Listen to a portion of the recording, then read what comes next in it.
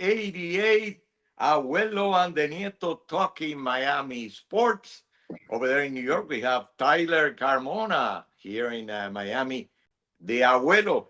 Yes, and we talk Miami sports. We're going to be getting into the NBA playoffs. We're going to go outside of Miami a little bit, Tyler. Today, also the Dolphins schedule and the signing extension for Achan. We'll get into that also. A little bit about the Marlins and recognizing outstanding Miami athletes, Miami sports trivia. We have a lot for you guys, and this is presented by Balado Tires, two locations in Miami to serve you better. Tyler, number 88. That's right, number 88. And this is somebody who might be more of a local legend for his work in the media, than his work as a tight end, but was still, a pretty solid football player for the Dolphins. Somebody who, unfortunately, we lost, too early. Number 88, Jim Mandich. Tell the fans about the Mad Dog. Yes, we were together for quite a few years. He was doing the English broadcast. I've been doing the Spanish broadcast for a very long time. So, very, very nice person, extremely talented. He was in radio here for many years. He had the afternoon drive with QAM and also doing the commentary for the Dolphins, former player from 70 to 77. So, he won two titles there. Two championships with the Dolphins, the great Jim Mandich. So we're looking at the NBA. NBA playoff setup. Who's going to move forward to the finals. Going to seeing some new faces, new teams starting to emerge. I'd say particularly in the Eastern Conference. We got Boston eliminated, Philadelphia eliminated. New York starting to look like I wouldn't want to see New York after winning an NBA Finals, so we'll see how that turns out. But they're starting to seem like a very solid option. They're coming out of the East, and then in the West, obviously there's still that OKC juggernaut. There's a San Antonio. So just wondering what you think about how this could unfold. I'm personally thinking the Knicks are going to make it out of the East, but Yes, I agree. Tyler, I don't know the feeling there in New York, what it is. I think people are crazy about the Knicks. They're always crazy about the Knicks, but I think this year is going to happen as far as being in the final. Now, another thing is to win the final. That's another step, which is going to be tough. Oklahoma City or San Antonio. I think those one of those things comes out of the West. It's very tight. I think that's a series that could go 7 games. And you look at what happened during the regular season, Tyler, a little bit surprising for a lot of fans and experts that the Spurs went 4-1 versus the Thunder, the champions and a team that hasn't lost in the playoffs. So it's going to be a very interesting series. I would give a very slight advantage to the Thunder to be in the final against the Knicks, and it looks like it might be Cleveland versus the Knicks. And Cleveland didn't do that bad against the Knicks. As you look at, they were 4-2 versus the Knicks, so they had a winning record versus them, and they have a very nice combination there with Mitchell and Harden, and they've been playing well. Harden played very well in the last game. Uh, the percentage was not that great, but in the last 3 or 4 minutes, when you have to win the game, and then in the overtime, he did the job. And the problem that I see with Detroit, Tyler, I don't know how you see it, but things that with the Knicks happens also. Maybe not as much as it happens with Detroit, but the Knicks also depend a lot on Brunson. He's averaged about 27 points per game in the playoffs, and he's always been key. And if you take him away or you reduce his production, the Knicks are going to have a hard time to win. But in the case of Detroit, man, this guy Cunningham averaging 30 points per game. He had a 45-point game. So, that's what, 40% of the points for a team. Their center has not been up to par. He's very strong physically and everything, but like that overtime game, he was in on the bench for the last minutes of the game. That is not a good sign, and especially offensively, he hasn't put up the points that he needs to put up. So I think Detroit, very good during the regular season, great team defensively, Tyler, but it looks like they might not make it to the final. Uh, you still have to give the advantage to the West, Tyler, either Spurs or Oklahoma City over the Knicks. I think that they'll be able to take away in some of the games quite a bit of the production of Brunson. And then, is the center going to be able to score enough points? Uh, and is he going to be, a major producer? That is a possibility. Towns, whether he can put up the numbers. But I think the Knicks have more options offensively, and they're very good defensively. So I think there will be a nice, competitive series in the final. Yeah, I agree with you. I think they probably offer the best mix or the most balanced blend out of the East to kind of go compete. We'll see what ends up happening, with that Detroit Cleveland series tonight. I think Cleveland will probably just put it away, but I mean that Detroit team has a lot of fight. I think I wouldn't be surprised to see them kind of come back. I think they'd be the better match for New York in that Eastern Conference Final series, just in terms of toughness, being able to bang down low. So we'll see how that turns out. I think at the West, we kind of have a better picture of already. But And you want to talk about some tires? Yes, yes, because these are guys that are winners all the time. They go to the final and they win. So, sometimes you have questions. Is it going to be the Thunder? Is it going to be the Spurs? Now, with Balado Tires, they're going to win the title as far as tires is concerned. They're 63 years established in the market, Tyler, going on 64. That is a very long time. They have two locations, 27th Avenue Northwest and 16th Street here in Miami, and also Southwest 8th Street and 67th Avenue. Very competitive with their prices. They also have brake service. If you're looking for tires in the South Florida area, you have to visit Balado Tires.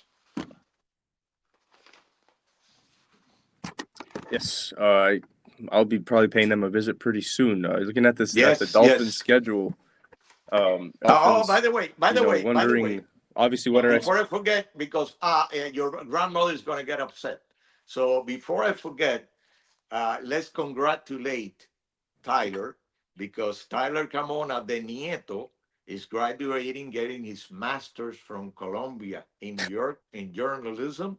So I give an applause to Tyler Carmona, and he will have a great career in journalism. He already started. He was already doing all of this. He's been on TV already in Savannah. So everything looks good for you, Tyler. And we'll be talking about some new things that you're going to be doing pretty soon here locally in Miami. But let's not get ahead of ourselves. But congratulations, Tyler. Oh, thank you. I appreciate it. Yeah, no, very very excited to come back home. But I really enjoyed it here. I love New York City. Besides the cold, so had a great time here. For the Dolphin, moving on to the Dolphins schedule, and enough about me here. Yeah, you got a Just little kind of embarrassed. You got a little embarrassed. I a little noticed. bit. I don't really like that stuff, but they'll be opening up their season against Las Vegas. They'll have the Raiders, Fernando Mendoza. Unfortunately, he won't be coming back to Miami, but he'll be visiting his home team will be visiting him. Uh, then the AFC East stretch doesn't really start until October 25th. They'll play against the Jets, and then they'll have the Patriots. Then moving forward, a couple games, they'll have the Bills late in November. So looking at this, I think coming off or coming up with a record just by looking at them is a bit irresponsible. But I see some concerning games. I mean, right off the bat, San Francisco, Kansas City, Minnesota. 3 out of the first 4 games of the season are games that could easily be lost. So And that's a they're on the road. very Three slim out of chance the that this first four on the road. on the road. Yeah, all but Kansas City are on the road. So I think there's a if I were a betting man, there's probably a chance the Dolphins are going to be 1-3 to start the season next season. But things do ease up. We there's Cincinnati, there's the Jets on the schedule, but over time, I'd say one of the tougher schedules in the NFL when you take a full look at it. Not a lot of easy wins on there, especially for a team that's rebuilding. It'll be a tough task hurdle to jump over. I'm not sure if you feel the same way. I'd have to assume so. Yes, Tyler, is the second hardest schedule, according to the experts in the NFL, and according to the percentage of wins of the teams last season. And they're playing seven playoff teams. So, that is tough for a team that is rebuilding, that has got some questions. I would say quite a few questions on their roster, defensive backfield, edge, receivers, tight ends. Those are positions that you don't know exactly, like the Forrest Gump statement. Box of chocolates. You don't know where you're going to get, right? So that is the situation with the Dolphins. So it's going to be tough. Uh, Willis has to play well, and that's another question. He hasn't really had that experience as being a starter. He's promising, he's talented, but then you have the situation with the receivers. There's some questions there. Guys have to get open for Willis, so that's important. And defensive backfield is another thing that I worry quite a bit about. The corner position, the safety position in particular. I think that they have to make some move after June 1st, Tyler. They're going to have some money available. The money they get from Chubb and not bid on the that money is not going to be there on their books. So I think they have, like, if I remember correctly, around 21, $22 million. So maybe they see, I don't know if they can save that, some of that for next season, just for injuries, but during the season. But I think they're going to make some moves in some of the positions that they have on need. And that means defensive backs, that means maybe receivers. Those are all possibilities. Offensive line, you look at it and they look, pretty strong. It depends on the first round pick. What is he going to do? Is he going to play at a high level? If he does, then that offensive line together with Achan can be productive, at least, in the running game. And talking about Achan, Tyler, what do you think about that extension? 4 years, pretty good money, Tyler. $68 million. Uh, a good move by the Dolphins, Tyler. Basically, I think they sort of had to do it. I think he's definitely deserves that money, 100%.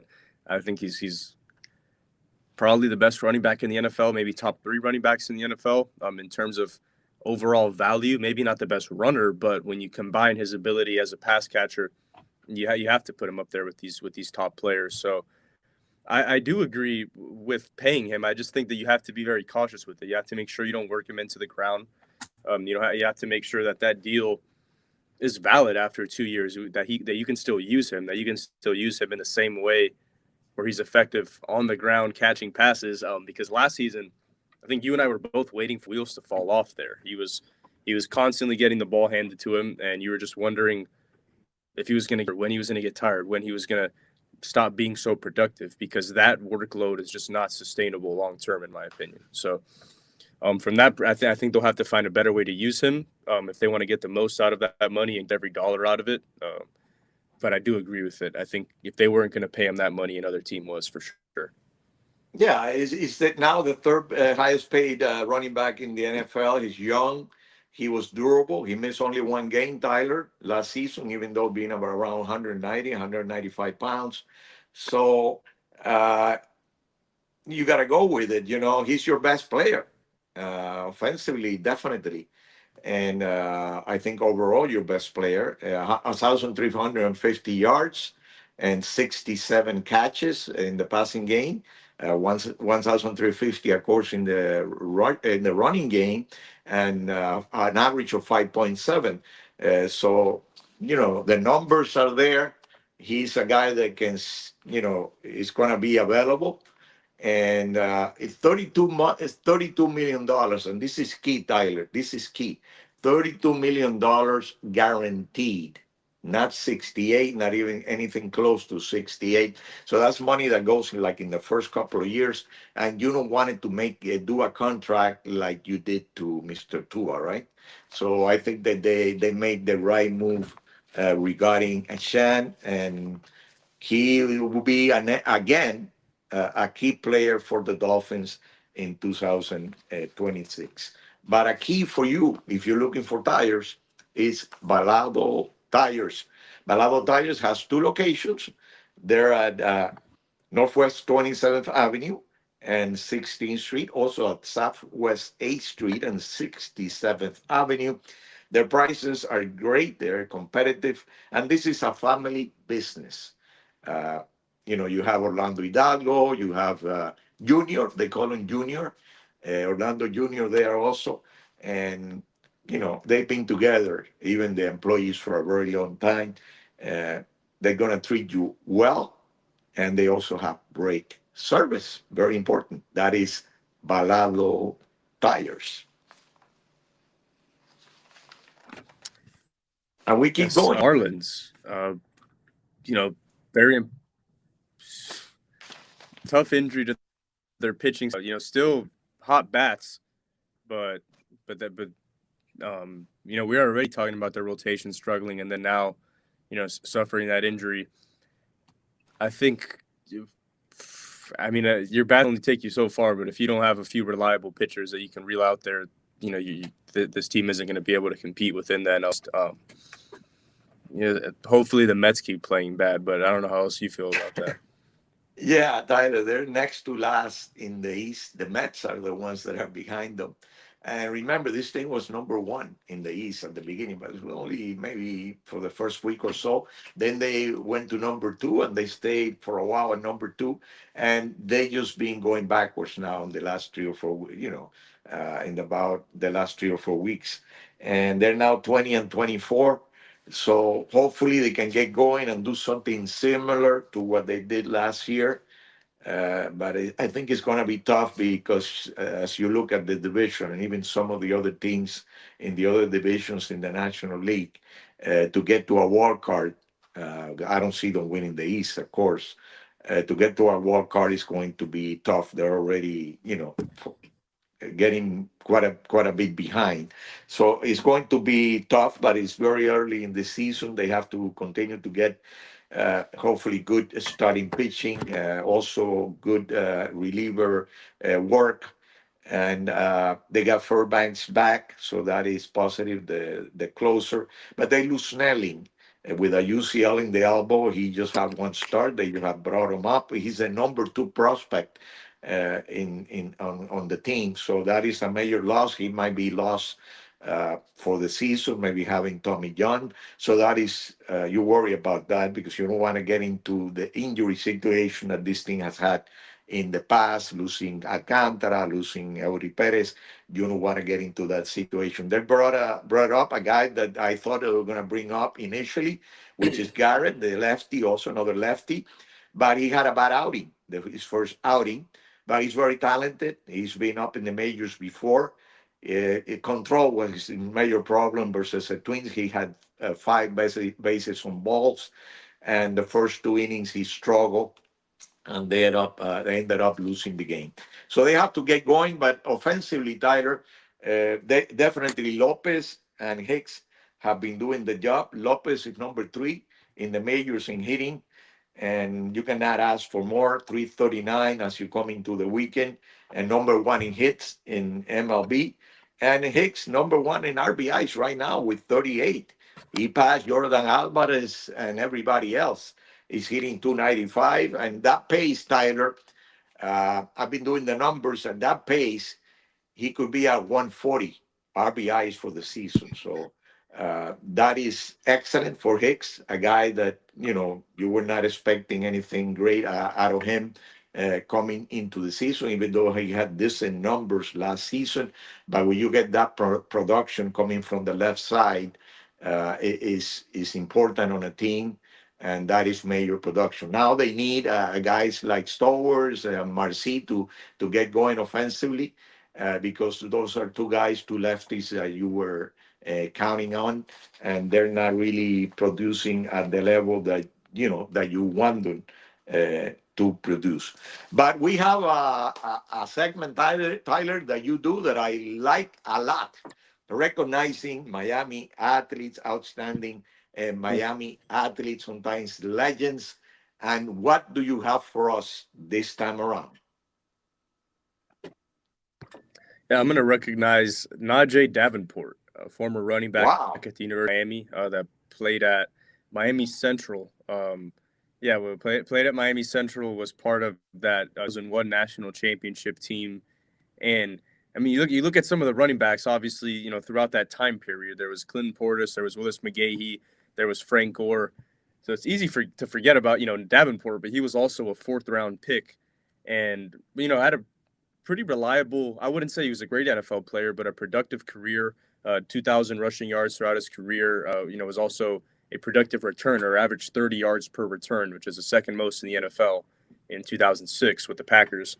And it was kind of like a rotational running back, power back, 250 pounds. So it was a very big guy, and a local person who then came back and did some Miami related documentaries and media stuff like that. So he's actually kind of like a filmmaker, producer type person now. So definitely a Miami legend. People that if you followed that 2001 team, Najee Davenport for sure.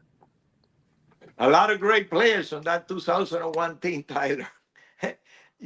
Left and Yes, right. And Davenport was one of them. Tyler, if you're looking for tires, the place is Balado Tires, two locations in Miami to serve you better. A family business. Balado Tires, sponsor of Abuelo and de Nieto. Check us out. TikTok, Facebook, YouTube. We're there. We have segments during the week. We have the Sports Minute. We have the Miami Sports Trivia, and we keep you informed of what's going on sports regarding sports in South Florida with the Abuelo and the Nieto. Tyler, Miami Sports Trivia, right? that's right. Yes, Miami sports trivia. I'm gonna test your memory. Um, That's that that the is a Miami Heat. bad gig, man. You don't want to do that, Tyler, because you're gonna make me look bad. Are you gonna go into the 50s or the 60s? What? What are you doing, man? No, I won't go back too far. I won't go back too far. I was wondering if you could name me the 5 Miami Heat players that have made an All NBA first team. Well, LeBron James is one. Dwayne Wade is another one. Correct. Bosch is another one. Yes. Alonso Mourning is another one. No, No. Shaquille O'Neal. Shaquille No O'Neal is Bosch. Shaquille O'Neal is one. Yes. Okay. You have 4. You need one more. One Yeah. One more. more. Met all NBA first team. Oh, oh, Yes. Allen, Ray Allen. Got it? With the Heat. No. Oh, Ray oh, Allen with the Heat. it's gotta be Ray Allen with wasn't the even an Heat. All Star with the Heat. Okay, well, Allen never an Yeah. All Star. Maybe an All Star, but okay. So With with the now with Heat. the Heat. With the Heat, he Now with wasn't the even Heat. a starter. Okay, with the Heat. No, this has to be Uh, with. that fifth one is the one that is giving me trouble. Not Glenn Rice. No, No, but you're in the right time period. in the Think a right little bit time, better than Glenn Rice. a little bit better than Glenn Rice. Tim Hardaway. No, Yes. There you go. I got it. I Yes. got it. Yes. Yes. Finally, Tyler, I got it. I forgot Hardaway. Wow, that great point guard. Yeah. my mistake, Tyler. What Yes. can I tell you? I couldn't forget Hardaway, and I did, but I got four initially. So I'm ready for you, Tyler. Hmm. All right. Okay, you're gonna make me look good.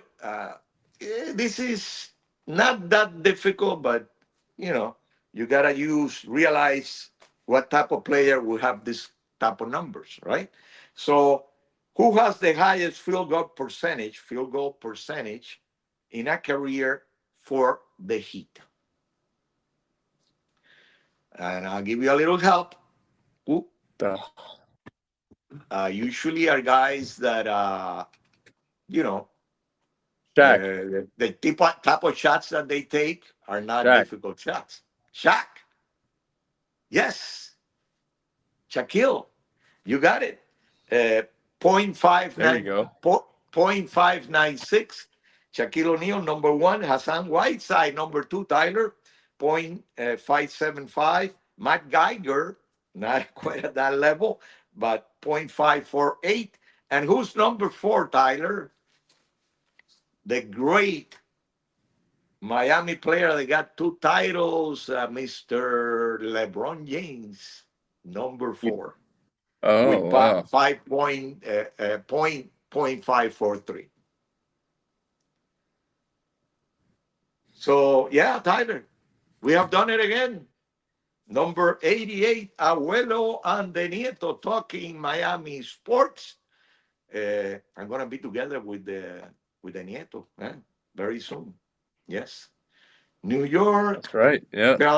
Tell the police in New York that I'm coming, Tyler. Yes, number 88. Check us out.